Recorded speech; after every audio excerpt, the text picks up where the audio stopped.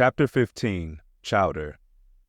It was quite late in the evening when the little moss came snugly to anchor, and Queequeg and I went ashore, so we could attend to no business that day, at least none but a supper and a bed. The landlord of the Spouter Inn had recommended us to his cousin Hosea Hussey of the Tripods, whom he asserted to be the proprietor of one of the best-kept hotels in all Nantucket, and moreover he had assured us that cousin Hosea, as he called him, was famous for his chowders.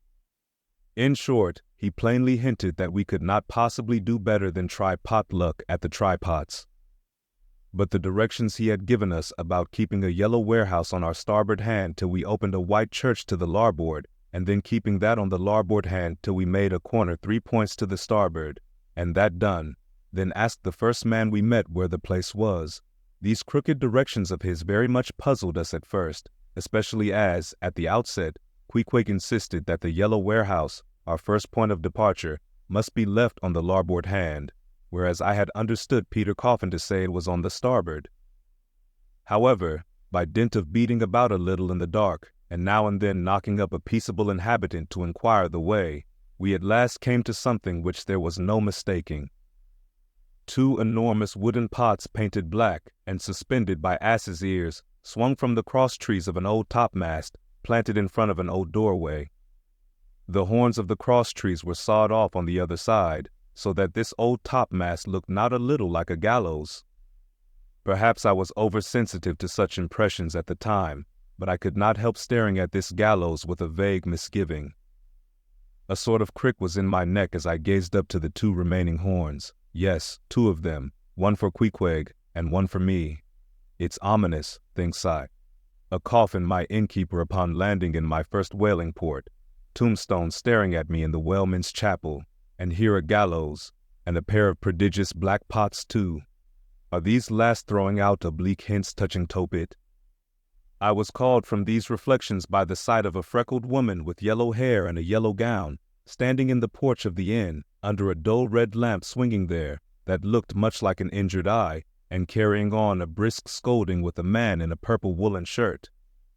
"Get along with ye," said she to the man, "or I'll be combing ye." "Come on, Queequeg," said I. "All right, there's Mrs. Hussey." And so it turned out, Mr. Hosea Hussey being from home, but leaving Mrs. Hussey entirely competent to attend to all his affairs. Upon making known our desires for a supper and a bed, Mrs. Hussey, postponing further scolding for the present, ushered us into a little room, and seating us at a table spread with the relics of a recently concluded repast, turned round to us and said, "Clam or cod?" "What's that about cods, ma'am?" said I, with much politeness.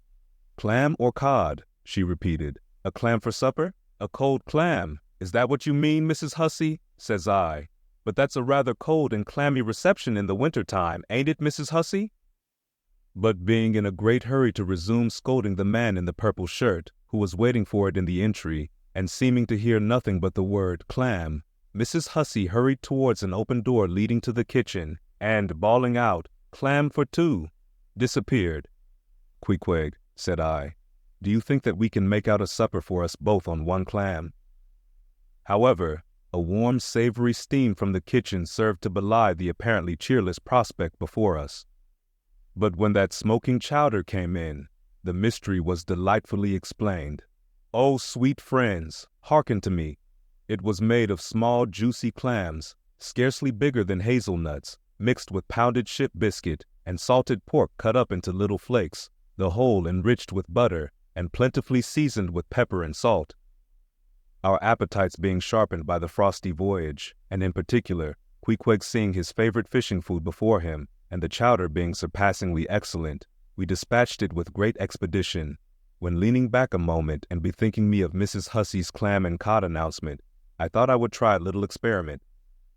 Stepping to the kitchen door, I uttered the word cod with great emphasis, and resumed my seat. In a few moments the savory steam came forth again, but with a different flavor, and in good time a fine cod chowder was placed before us. We resumed business, and while plying our spoons in the bowl, thinks I to myself, I wonder now if this here has any effect on the head. What's that stultifying saying about chowder-headed people? But look, Queequeg, ain't that a live eel in your bowl? Where's your harpoon? Fishiest of all fishy places was the try-pots, which well deserved its name, for the pots there were always boiling chowders. Chowder for breakfast, and chowder for dinner, and chowder for supper, till you began to look for fish bones coming through your clothes.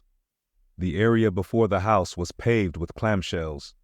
Mrs. Hussey wore a polished necklace of codfish vertebra, and Hosea Hussey had his account books bound in superior old shark skin. There was a fishy flavor to the milk, too, which I could not at all account for, till one morning, happening to take a stroll along the beach among some fishermen's boats, I saw Hosea's brindled cow feeding on fish remnants, and marching along the sand with each foot in a cod's decapitated head, looking very slipshod, I assure ye.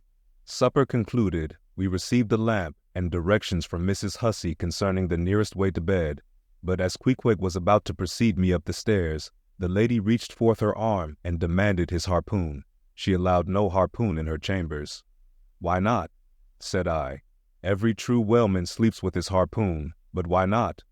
Because it's dangerous, says she. Ever since young Stiggs coming from that unfortunate Vijay of his, when he was gone 4 years and a half, with only 3 barrels of Ela, was found dead in my first floor back, with his harpoon in his side, ever since then, I allow no boarders to take this dangerous weapons in their rooms at night. So, Mr. Queequeg, for she had learned his name, I will just take this here iron and keep it for you till morning. But the chowder, clam or cod tomorrow for breakfast, men? Both, says I, and let's have a couple of smoked herring by way of variety. Speed up your reading and enhance your memory with Moby Dick by your side. Choose the tactile joy of a physical book or the convenience of Kindle, and discover a deeper way to dive into this classic. Pairing the audiobook with the text takes your understanding and retention to the next level. Ready to transform your literary experience? Check the link in the description and pick the perfect format for you. With EchoTales Audiobooks, Moby Dick awaits. Dive deeper, read faster, remember more. Get your book now.